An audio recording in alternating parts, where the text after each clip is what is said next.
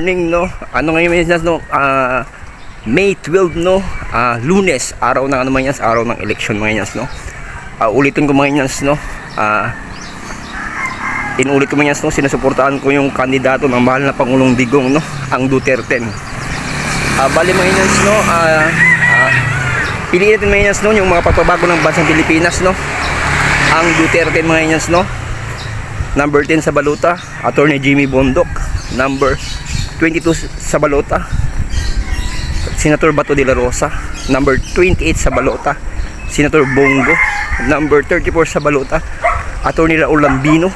Number 38 sa balota, Congressman Dante Marcoleta. Number 53 sa balota, Pastor Apollo Siquibuloy. Number 30 sa balota, Attorney GB Hinlo. Number 22, Driver Course. Number saan ba tayo? Ano din? Si Burnok yung ano natin dito. Number 50 sa balota, Attorney Vic Rodriguez. Number 58 sa balota, Philip Salvador. Ay minsan yung ating Duterte na senador mga inyas, no? Suportahan natin ngayon May 12 mga inyas, no? Panahon ng halalan, May 12. Napaka-importante yung araw nito mga inyas, no? Napaka-importante yung araw nito kasi sa inyo mga kami mga inyas, nakasala yung kapangyarihan nila. Kasi pag wala kayo mga inyas, wala din sila.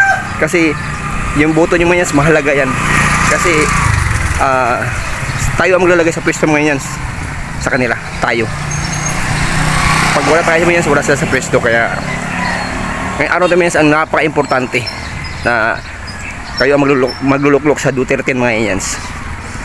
Okay mga inyas, bubuto na tayo, no? Again, blessed Monday morning, no? May 12 ngayon, and good morning, and yun lang mga inyas, no? Yun lang. Good morning, and ano mga inyas,